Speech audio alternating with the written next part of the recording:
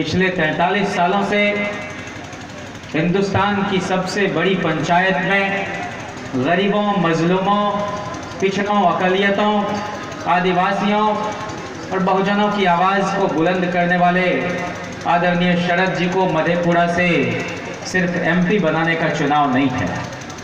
यह चुनाव इस मुल्क को जो हमने खो दिया है उस हिंदुस्तान को वापस पाने का भी चुनाव है। यह चुनाव सिर्फ गुजरात के दो गुंडे मिलकर जो इस मुल्क को मनमाने तरीके से हाँक रहे हैं, उनको हस्तिनापुर की गद्दी से उखाड़ कर बंगाल की खाड़ी में फेंकने का ही चुनाव नहीं है, बल्कि इस देश की गंगा जमनी तहजीब को फिर से जिंदा करने का चुनाव है। यह चुनाव सिर्फ इस बात को तय करने नहीं जा रहा है कि अगला प्रधानमंत्री कौन होगा, मधेपुरा के अगले सांसद कौन होंगे, बल्कि इस बात का भी चुनाव है कि समाजवादियों की धरती, बीएन मंडल की धरती, केपी यादव की धरती जो संविधान सभा के अंदर हमारी आपकी आवाज को बुलंद किए, इसलिए हम और आप आज यहाँ पर एक दूसरे के सामने खड़े हैं, बैठे हुए। बीपी मंडल की जो विरासत है, ये सभी लिगेसी धरोहर आने वाले समय में भी बची रह पाएंगी या फिर इनको कुचल के रख दिया जाएगा, इस बात को भी तय करने का चुनाव है। इसलिए मेरे प्यारे साथियों, आप इस बात को गांठ बांध कर रखें कि पहली बार ऐसा हुआ है कि अपनी गरिमा को गिराकर, अपनी मर्यादा को भूलकर जो न्यूनतम लोकतांत्रिक परंपरा और रिवायत है उसको बिसराकर हिंदुस्तान में बिहार जो हमेशा से इस देश को राह दिखाता रहा है, उसके वजीर आला, उसके मुख्यमंत्री पिछले एक हफ्ते से कैंप किए हुए हैं शरद जी को हराने के लिए। लेकिन उनको ये मालूम नहीं है कि शरद यादव जी वो नेता हैं, समाजवाद की वह कड़ी हैं जिनको बराबर लोकनायक जयप्रकाश नारायण की जितनी मोहब्बत हासिल थी, उतनी ही किसानों के रहनुमा और हमदर्द चौधरी चरण सिंह के प्यार उनको हासिल था। और इसलिए शरद जी ने कभी यह नहीं चाहा था कि वो सांसद बन जाएं। वो तो जनता की लड़ाई, छात्रों, नौजवानों की लड़ाई लड़ते लड़ते आजादी के बाद आजाद भारत में 4.5 साल हिंदुस्तान की जेल में बंद थे। और जयप्रकाश नारायण के कान में यह खबर गई कि मध्य प्रदेश के अंदर जबलपुर यूनिवर्सिटी के छात्र संघ का कोई नौजवान अध्यक्ष है, हिंदुस्तान की राजनीति का उदीयमान सितारा है, वह जेल के शीशे में बंद है। और संविधान सभा के जो सदस्य रहे उनकी असामयिक मौत हो गई है, तो सीट खाली हुई है, उपचुनाव हो रहे हैं, तो उसी नौजवान को लाकर लड़ाया जाए। शरद जी तैयार नहीं हो रहे थे, लेकिन उस उपचुनाव में हिंदुस्तान का ऐसा कौन बड़ा समाजवादी नेता था जो उनके प्रचार में न गया हो। जॉर्ज फर्नांडिस से लेकर तमाम लोग। और जब वो जीत गए तो मालवीय चौक है, वहां पर जयप्रकाश नारायण खुद एक धन्यवाद सभा थी, वहां वो शरद जी के बारे में बोलने गए कि आप सबने एक होनहार नौजवान को यहां से जिताकर और गुजरात में एक ऑथोरिटेरियन रजीम को मात देकर जो हिंदुस्तान को संदेश दिया है, उसको मैं सलाम करने के लिए आया हूं। हमें उम्मीद है कि यह नौजवान हिंदुस्तान की आकांक्षाओं, अपेक्षाओं पर खरा उतरेगा। और उसके बाद शरद जी ने पीछे मुड़कर नहीं देखा और वो एक तरह से जयप्रकाश नारायण के द्वारा कोई भी चुनाव लड़ाए जाने वाले पहले व्यक्ति थे जिनको हल्दर किसान छाप पर हल्दर किसान छाप पर जयप्रकाश नारायण ने पीपल्स कैंडिडेट बनाया, जनता का उम्मीदवार। आज भी कुछ लोग मीडिया को मैनेज कर रहे हैं, कुछ लोगों के पास धन बल है और सरकारी तंत्र है, लेकिन शरद यादव जी के पास धन बल नहीं है, उन्होंने अकूत संपत्ति नहीं जमा किया है। उनके पास आपके जैसा जनबल है। यह चुनाव तय करेगा कि धन बल हारेगा या फिर जनबल जीतेगा। इसलिए साथियों, जब लोकसभा का कार्यकाल बढ़ाकर 5 साल से अवधि उसकी बढ़ा दी गई तो इस देश में 500 से ज्यादा एमपी वाली लोकसभा से सिर्फ 2 आदमी हुए जिन्होंने अपने विवेक की आवाज सुनी, जिन्होंने जयप्रकाश नारायण की नीतियों और सिद्धांतों में आस्था व्यक्त करते हुए इस्तीफा दिया। और वो 2 लोग कौन थे? एक महान समाजवादी नेता मधु लिमये जी और दूसरे शरद यादव जी। ये हिंदुस्तान की तारीख इस बात को याद रखेगी जब भी समाजवाद का इतिहास लिखा जाएगा। और उसके बाद जब 77 का चुनाव हुआ, आपातकाल के दौरान बहुत सारे साथी जेल में बंद रहे हमारे नेता, तो उसमें शरद जी ने बढ़ चढ़कर हिस्सा लिया। हम इसके पहले की सभा में भी बोल रहे थे कि जहां 1970 में जबलपुर विश्वविद्यालय में स्टूडेंट यूनियन के प्रेसिडेंट शरद जी थे, वहीं पर पटना यूनिवर्सिटी के छात्र संघ के महासचिव लालू प्रसाद जी विजयी हुए थे। क्या शानदार संयोग था। और इन दोनों नेताओं ने इस देश की जो गरीबी झेल रही आबादी है, जो बहुजन तबका है, जिसके लिए शोषितों की आवाज बुलंद कर रहे थे बिहार लेनिन आदरणीय जगदेव बाबू, उस जगदेव प्रसाद कुशवाहा जी के शोषित समाज दल के सिद्धांत को, जो अक्सर कहते थे कि 100 में 90 शोषित हैं, शोषितों ने ललकारा है, धन धरती और राजपाट पे 90 भाग हमारा है। उस 90 बनाम 10 की लड़ाई में जो 10% आबादी है वो अपने वर्चस्व को कायम करना चाहते हैं, वो अपनी हेजेमनी को बरकरार रखना चाहते हैं। उसी वर्चस्वशाली शक्तियों को चुनौती देने का काम आदरणीय लालू प्रसाद जी और आदरणीय मुलायम सिंह जी ने, आदरणीय शरद यादव जी ने किया। और इसीलिए ये तीनों नेता लोगों की आंखों में खटकते रहे। जो लड़ाई जननायक कर्पूरी ठाकुर जी ने लड़ी, उनका क्या दोष था? वो किस घोटाले में संलिप्त थे? लेकिन लोग मजाक उड़ाते थे। 77 के बाद जब जगजीवन राम जी वहां पर मंत्री बन गए केंद्र में, राम नरेश यादव जी उत्तर प्रदेश के मुख्यमंत्री और कर्पूरी ठाकुर जी यहाँ बिहार में मुख्यमंत्री बने, तो यही ब्राह्मणवादी मनवादी लोग मजाक उड़ाते थे कि दिल्ली से चमड़ा भेजा संदेश, कर्पूरी केस बनाबे भैंस चढ़ाबे राम नरेश। ये कौन लोग थे? ये कौन बेशर्म लोग थे जो यह कहते थे कि अंग्रेजी की बाध्यता समाप्त हो गई है? तो उस अंग्रेजी के बिना पास होने वाले लोग ये फिटकरी डिवीजन से पास होने वाले लोग हैं। चूंकि फिटकरी का प्रयोग हजामत में किया जाता है, तो कर्पूरी ठाकुर की मां, बहन, बहू, बेटी को गालियां दी गई। लोगों ने यहां तक कहा कि MA BA पास करेंगे, कर्पूरिया को बांस करेंगे। मतलब कि कर्पूरी जी जब आरक्षण की बात करते थे तो लोग उन्हें गालियों से नवाजते थे, और जब शरद जी, जब लालू प्रसाद जी रिजर्वेशन की वकालत करते हैं, कैप को बढ़ाने की बात करते हैं, तो इन दोनों नेताओं को गाली देने से पहले लोग अगल बगल झांक लेते हैं कि कहीं कोई पिछड़ा, अति पिछड़ा, दलित, महादलित, आदिवासी, पसमानदा, अकलियत का आदमी सुन तो नहीं रहा है। अगर ज्यादा भचर भचर किए तो शारीरिक समीक्षा भी ये लोग कर देंगे। तो ये ताकत कहां से मिली है? ये ताकत जो फूले, पेरियार, बिरसा, अम्बेडकर, सिद्धू कान्हू, झलकारी बाई, सावित्री बाई फूले, फातिमा शेख जैसे हमारे नायकों, हमारी नायिकाओं ने जो लड़ाई लड़ी, उसी लड़ाई को आगे बढ़ाने का काम ये नेता हमारे करते रहे। 74 के बाद से हिंदुस्तान के अंदर कोई भी लोकसभा का चुनाव नहीं हुआ है जिसको शरद यादव जी ने न लड़ा हो। और उनकी ताकत को आप सराहिए, उनकी बुलंदी को आप सलाम कीजिए कि जब वो 80 में चुनाव हार गए जबलपुर से, तो एक षड्यंत्र के तहत उनको मध्य प्रदेश से शिफ्ट कराया। और शिफ्ट कराने वाले कौन थे? वही नानाजी देशमुख, जनता पार्टी के उस वक्त महासचिव थे। बाद में जब ये सब अलग अलग हो गए दोहरी सदस्यता के नाम पर, मैं सिर्फ आपको इसलिए इन बातों को आपके सामने दोहराना चाहता हूँ कि जो लोग अपना इतिहास भूलता है उसका भूगोल बदल जाता है। इसलिए आपको अपनी जमीन को बरकरार रखना है। आपके पैर के नीचे की जमीन को छीनने की कोशिश और षड्यंत्र चल रहा है। ये नीतीश कुमार जी, लोगों को आशा जगी कि फिर से 2 नेता मिल गए हैं। लोगों ने महागठबंधन बनाकर चुनाव लड़ने का काम किया। लालू प्रसाद जी तो तैयार नहीं हो रहे थे, शरद जी ने उनको मनाया, सब लोग इकट्ठे हुए, लेकिन बाद की भाषा बदल गई। अरे आपको जाना था तो आप चले जाते, आपने इल्जाम मढ़ा और आपको पता नहीं था कि किस तरह के मामले पहले से चल रहे थे। और आप कौन होते हैं? जनता के बीच जाके सफाई दीजिए। तो आप जानिए कि जैसा तेजस्वी जी बोलते हैं कि तारीख पर तारीख तो हिंदुस्तान की जुडिशरी में होता है, लेकिन जनता की अदालत में सीधा फैसला होता है। आपको फैसला करना है कि यहाँ से आप फांसीवादी को जिताएंगे, कट्टरवादी को जिताएंगे, या फिर समाजवादी शरद यादव जी को जिताएंगे।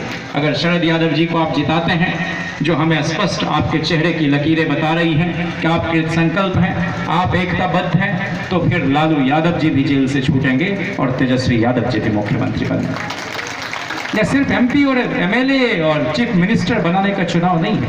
जैसा कि डॉक्टर लोहिया कहते थे कि लोग पटवारी बन के ही खुश हो जाते हैं, तो कुछ लोग, हमारे नेताओं से भी कुछ गलतियां हुई होंगी अतीत में, उन सबको भूलने का समय है। यह बड़ी लड़ाई है, बड़े सवालों के इर्द गिर्द आपको और हमको इकट्ठा होना है। नोटबंदी एक ऐसा फैसला जो निज़ाम को जो मन में आया कर दिया, लाखों करोड़ों लोग उससे बेरोजगार हो गए, अर्थव्यवस्था की कमर टूट गई।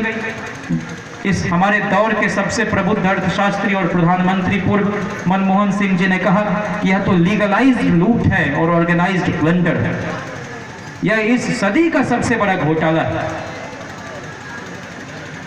तो जो 10 लखिया या 10% जो आरक्षण अठलखिया दरिद्र ब्राह्मणों और तथाकथित उच्च जातियों को देने का काम हुआ है संविधान में असंवैधानिक संशोधन करके, तो उस वक्त सदन के अंदर 2 नेताओं की बहुत भारी कमी खली हम लोगों को।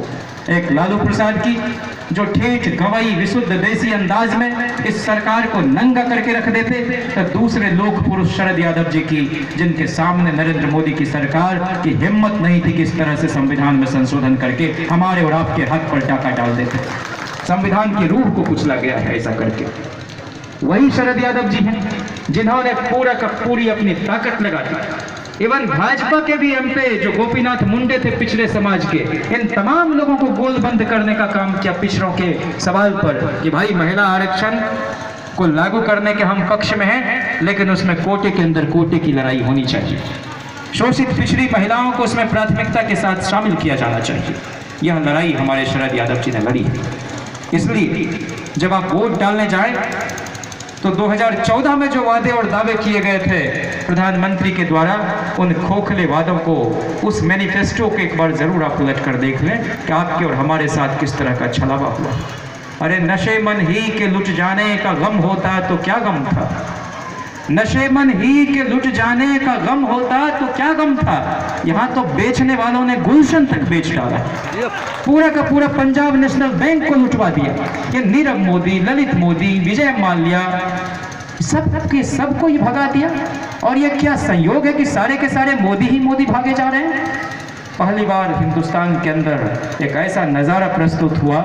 पहले भी उद्योगपतियों को हुकूमत अपने इशारे पर नचाया करती थी, लेकिन पहली बार लोकतांत्रिक तरीके से चुने गए देश के सबसे ताकतवर पुरुष की पीठ पर देश के सबसे धनवान पुरुष का हाथ पड़ गया। ये बहुत ही भद्दी तस्वीर उभरी। ये लोग अडानी और अंबानी के दलाल के रूप में काम कर रहे हैं। ये लोकतंत्र जो आप देख रहे हैं, यह लोकतंत्र नहीं है, यह लोकतंत्र का दरअसल प्रबंधन है, उसका मैनेजमेंट चल रहा है। आने वाले समय में कोई शरद यादव लोकसभा नहीं पहुंच पाएंगे। आने वाले समय में कोई मधुलिमिये आपको हिंदुस्तान की सबसे बड़ी पंचायत में नजर नहीं आएंगे। इसलिए इस डेमोक्रेसी को बचा लीजिए, इसलिए इस इलेक्शन के प्रोसेस को बचा लीजिए। ये लोग बोल रहे हैं कि हम सत्ता में आएंगे तो 50 साल तक राज करेंगे। कैसे करोगे रे भाई? चुनाव कराओगे कि नहीं कराओगे? साक्षी महाराज कह रहे हैं कि हम संविधान को बदल देंगे। इसलिए जो शरद जी घूम घूम कर देश के अलग अलग इलाकों में जो साझा विरासत बचाओ सम्मेलन कर रहे थे, विपक्षी नेताओं को और दलों को गोलबंद कर रहे थे, और 1 से 1.5 साल तक विपक्ष की पूरी रणनीति कैसी हो उसको तय करने का काम कर रहे थे। या तो लालू जी की आकांक्षा थी कि पूरे देश के अंदर इन फांसीवादियों, इन सांप्रदायिक ताकतों के खिलाफ एक बड़ा महागठबंधन आकार ले, स्वरूप ले। तो आज हम समझते हैं कि अगर उत्तर प्रदेश में एक और पार्टी शामिल होती तो और विस्तृत उसका एक फलक होता। लेकिन ठीक है, 2 बड़ी पार्टियां तो एक साथ आई हैं और वो दोनों भाजपा के खिलाफ हैं। हाँ, बिहार में जरूर हम लोग जैसा गठबंधन चाहते थे वैसा हुआ है।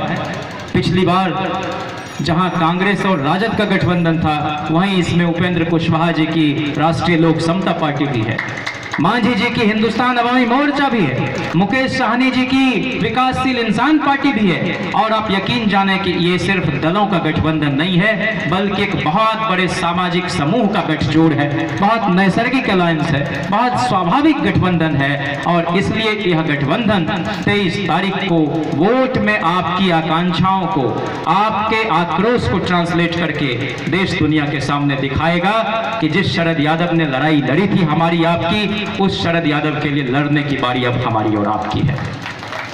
अरे आपके हमारे लिए लड़ते हुए तो उन्होंने अपनी दोनों टांगें तुड़वा ली, वो ठीक से चल नहीं सकते हैं। और इधर उनका एक बयान मैं 2-3 दिन पहले देख रहा था कि अगर मोदी जीत जाएंगे तो जिस तरह के ये क्रूर लोग हैं वो हमें मरवा देंगे, हमें जेल में सरवा देंगे। तो आज हम यहाँ के बिहारीगंज के अपनी माताओं, बहनों, भाइयों से, दोस्तों से अपील करने के लिए आए हैं कि हिंदुस्तान के अंदर किसी की ये हिमाकत नहीं हुई है, कोई माई का लाल पैदा नहीं हुआ कि शरद यादव की ओर आंख उठा के भी देख ले, चाहे वो 7 RCR में बैठा हुआ गुजरात का गुंडा क्यों न हो। शरद यादव को चुनौती देते हो? अरे शरद यादव ने तो जीवन भर लड़ाई लड़ने का काम किया है। युवा जनता के राष्ट्रीय अध्यक्ष थे, वो युवा लोक दल के राष्ट्रीय अध्यक्ष थे, युवा जनता दल के राष्ट्रीय अध्यक्ष थे, जनता दल के नेता रहे सदन में, वो जनता दल के कार्यकारी अध्यक्ष थे, जनता दल के राष्ट्रीय अध्यक्ष थे, जनता दल यूनाइटेड जिसको उन्होंने बड़े प्यार से बनाया था उसके 3 बार राष्ट्रीय अध्यक्ष रहे। और बहुत ही विचित्र तरीके से नीतीश कुमार ने साजिश के तहत उनको पार्टी भी उनके हाथ से ले ली और एक चूजे का बच्चा भी उनके पास नहीं छोड़ा। जब ये भाग रहे थे भाजपा की गोद में तब भी शरद जी के पास गए, 1-1.5 घंटा उनका मनोमिजाज भांपा और शरद जी ने कहा खबरदार अगर इस तरह का काम किए हो। जिस वक्त मैं कह रहा था कि गठबंधन चल रहा है, काहे उससे तोड़ रहे हो, तो तुमने जिद करके ये काम किया। और आज जब एक अच्छी भली सरकार चल रही है, सामाजिक न्याय की सरकार चल रही है, और हम पर भी जो इल्जाम था कि एनडीए में थे उसको भी हमने दूर करने की भरसक कोशिश की है, एक बार फिर तुम हमको उस ओर धकेलना चाहते हो। तो इसलिए नीतीश कुमार जी के लक्षण ठीक नहीं लग रहे हैं। इन्होंने अपनी आत्मा को, अपनी रूह को नागपुर के दफ्तर में जाके नीलाम कर दिया है। और अगर रीढ़ वाले नेताओं की कोई लिस्ट बनेगी हिंदुस्तान में तो लालू प्रसाद जी उसमें टॉप पर नजर आएंगे, क्योंकि कभी भी बलवाइयों और दंगाइयों के साथ हाथ मिलाने का काम नहीं किया। दिल्ली के कॉन्स्टिट्यूशन क्लब में नेता प्रतिपक्ष और इस देश के सबसे youngest leader opposition Tejashwi Yadav ji ने कहा कि हमको भले ही एक भी सीट नहीं आए, लेकिन संविधान विरोधी ताकतों के खिलाफ हम बोलना नहीं छोड़ेंगे, हम लड़ना नहीं छोड़ेंगे। और इसलिए जो बहुजन प्रतिभाओं का गला काटा गया है 13 पॉइंट रोस्टर के जरिए, हम लोग उसको जनेऊ रोस्टर बोलते हैं, हम लोग उसको रणवीरिया रोस्टर बोलते हैं। जैसे रणवीर सेना दलितों का कत्लेआम करती थी, वैसे ही ये भाजपा की गुंडों की सरकार जो है बहुजन प्रतिभाओं का, उसके कैरियर का मर्डर कर रही है। क्योंकि एक साथ 14 पोस्ट नहीं आएंगे तो एक भी आदिवासी बहाल नहीं हो पाएगा, एक साथ 7 सीट को विज्ञापित नहीं किया जाएगा, कोई दलित इसमें नहीं आ पाएगा, एक साथ 4 सीटें अगर एडवर्टाइज नहीं होंगी, कोई भी पसमानदा और पिछड़ा तबके का बेटा प्रोफेसर साहब नहीं बन पाएगा। तो कुल मिला के आपके आरक्षण को, जो ये लोग कहते थे कि ऐसा बना देंगे कि आरक्षण रहे कि नहीं रहे कोई फर्क ही नहीं पड़ेगा। ये नितिन गडकरी बोलते थे कि अरे भाई नौकरियां जब है नहीं तो आरक्षण का क्या मतलब है। योगी आदित्यनाथ बोलते थे कि योग्य लोगों की कमी है, हमारे पास तो नौकरियां ही नौकरियां हैं। और नरेंद्र मोदी बोल रहे थे हमने इतनी नौकरियां बांटी, इतनी नौकरियां बांटी कि हमारे पास आंकड़े नहीं, आंकड़े जुटा रहे कि हमने कितनी नौकरियां बांटी। आपके साथ भद्दा मजाक हो रहा है। ये गाय गोबर की सरकार, ये समाजवादियों की धरती मधेपुरा से, ये आरएसएस के गोद में खेलने वाले लोग जीतेंगे। मैं नाम नहीं लेना चाहता, लेकिन ये नीतीश कुमार जी राजनीतिक रूप से सबसे भ्रष्टतम मुख्यमंत्रियों में से एक हैं। आप याद करो बाबू जगदेव जो कहते थे कि पहली पीढ़ी के लोग मारे जाएंगे, दूसरी पीढ़ी के लोग जेल जाएंगे और तीसरी पीढ़ी के लोग राज करेंगे। तो पहली पीढ़ी के लोग तो खुद ऐसा कहने वाले बाबू जगदेव को बड़ी नृशंसता और क्रूरता के साथ उनकी हत्या की गई। और हत्या में जो शामिल रामाश्रय प्रसाद सिंह जैसे गुंडे थे उसको नीतीश कुमार जी ने जल संसाधन मंत्री और संसदीय कार्य मंत्री बना दिया। और ये वही रामाश्रय प्रसाद सिंह थे जो हमारे नेता, हमारे पुरखे बाबू जगदेव को घसीटते हुए प्यास लगने पर उनके मुंह पर पेशाब करवा देने का काम किया। और आपको जानकर सिर्फ हैरत नहीं होगी बल्कि आपका करवा का लहर मगज पर चढ़ जाएगा जब आपको ये ज्ञात होगा कि उसी रामाश्रय सिंह की प्रतिमा का अनावरण भी किया गया उसी जगह जो बाबू जगदेव का इलाका है, इसी नीतीश कुमार द्वारा। मैं सिर्फ आपसे ये कहूंगा कि कोई भी यादव समाज का आदमी जो भाजपा के साथ है वो हमारा और आपका नेता नहीं हो सकता, चाहे वो हुकुमदेव नारायण यादव हो, चाहे रामकृपाल यादव हो, चाहे नित्यानंद राय हो, चाहे राजस्थान से चल के बिहार के प्रभारी भूपेंद्र यादव हो। उसी तरह से कोई दलित का बेटा चाहे रामविलास पासवान जी क्यों ना हो। ठीक है, एक समय वो भी मंडल कमीशन की लड़ाई में हमारे नेता के साथ थे, लेकिन आज उनका रास्ता अलग है, तो वो हमारे रहनुमा नहीं हो सकते, हमारे वो नेतृत्वकर्ता नहीं हो सकते। ठीक वैसे ही कोई अकलियत समाज का आदमी और संघ की गोद में खेल रहा है जैसे मुख्तार अब्बास नकवी, वो हमारे और आपके हमदर्द नहीं हो सकते। इसलिए हम लोग लोहिया के रास्ते पर चलने वाले लोग हैं, हम लोग कयूम अंसारी और पीर अली को मानने वाले लोग हैं, हम लोग अली बिरादरान मौलाना शौकत अली और मौलाना जौहर अली के वंश के लोग हैं। हमारे और आपकी लड़ाई को कोई नीलाम नहीं कर सकता। इसलिए आपको और हमको अपने भविष्य को खुद ही करना है। आपके और हमारे इस राज्य में जहां दंगा बावैला 15 साल तक मुख्यमंत्री लालू प्रसाद जी रहे तो उसको फैलने नहीं दिया, वहां पर पटना की सड़क पर गोड से जिंदाबाद के नारे लग रहे हैं। ये वही पटना गांधी मैदान है जहां से शरद यादव जी ने ऐलान किया था कि हमने तो मंडल लगाकर पिछड़ों की सोई हुई सुषुप्त चेतना को झकझोरने और झिझोरने का काम किया है। अब ये सोए हुए लोग जग जाएं और अकलियतों का हाथ थाम लें। अकलियतों का साथ तुम्हारे आंदोलन को मजबूत करेगा।